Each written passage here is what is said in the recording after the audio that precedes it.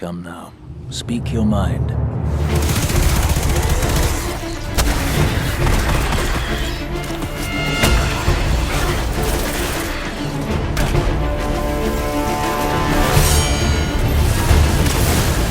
I've spent around 20 hours playing Destiny 2, covering the majority of the story missions, dozens of side activities, a strike, and a handful of rounds in the Crucible. I still have a lot more to go, and I'll be documenting my progress over the next few days as I play more. So far, Destiny 2 builds on the original in smart ways that make me excited to keep playing. Okay, there are a lot more Cabal than I was expecting. Well, they may not like you trespassing in their secret magic fort. My first impression of Destiny 2 was that it was barely distinguishable from the first game. The things I loved about Destiny, the exhilaration of nailing a precision kill, the satisfaction of shooting each weapon, felt the same, as did the repetitive feeling I didn't like as much. But the more I played, the more I noticed that some of Destiny's other problems have been fixed. I haven't finished the main story yet, but so far it's a clear improvement from Destiny's much maligned storytelling. I've heard quite a few new voices over the comms lately. Hawthorne says we have you to thank for that. It's a good thing, too. While you were gallivanting about the system, matters got a bit sticky here in the Dead Zone. If you've got a moment, we have plenty of things that need doing.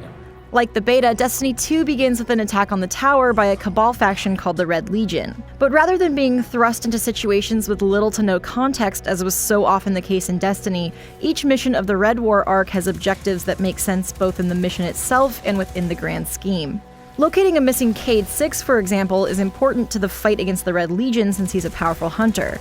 But fighting waves of Vex to get to him also makes sense as he's trapped in a Vex teleporter, and that small bit of context makes killing the same enemies in that moment feel distinct. Your Ghost also does a better job of introducing you to enemies like the Fallen and Vex, provided you didn't port your character over from Destiny, in which case the dialogue is supposed to be different, though we haven't tested it yet. As for you, Guardian, well done. If that brute had gotten loose with the Scions, there may have been no stopping it. And then I couldn't have collected on that bat. Big and taken. Told you.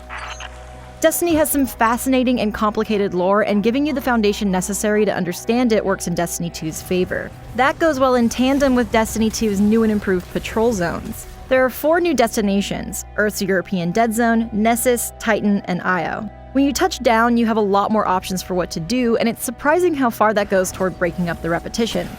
You can do a regular, quick and dirty patrol, or you can embark on a longer adventure mission, completing a series of objectives for better rewards. There are also the new Lost Sectors, which are essentially dungeons and forego structured objectives for bosses and loot chests. Both Adventures and Lost Sectors take you to far-flung areas of the map and often include a healthy bit of backstory.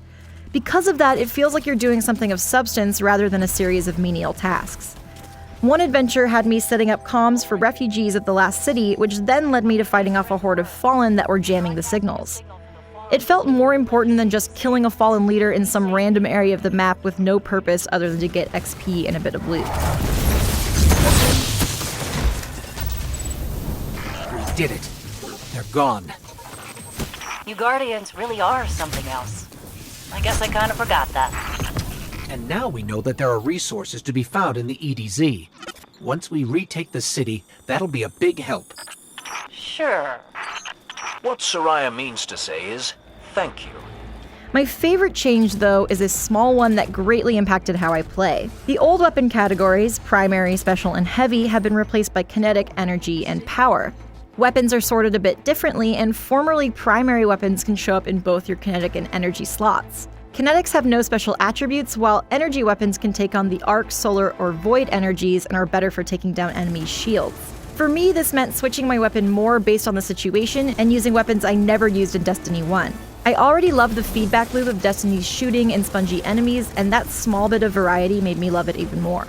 Of course, all of this still feels like Destiny. The new social space, the farm, is functionally the same as the tower in the original. Finding loot and switching out your old gear still takes up a significant portion of your time. Enemies have been tweaked, but they're not wildly different either. That's not necessarily bad, but it also makes me wonder if I'll see Destiny 2 as a sequel rather than a half step up the longer I play and the more I grind and repeat.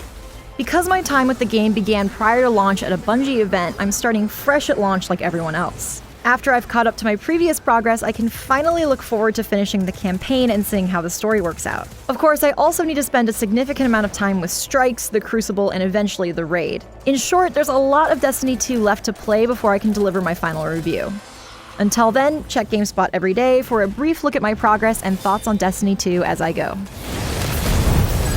Picking up a big spike in Fallen chatter. They sound pretty pissed. I think we can handle whatever they throw at us. They've deployed a walker to your position. Huh.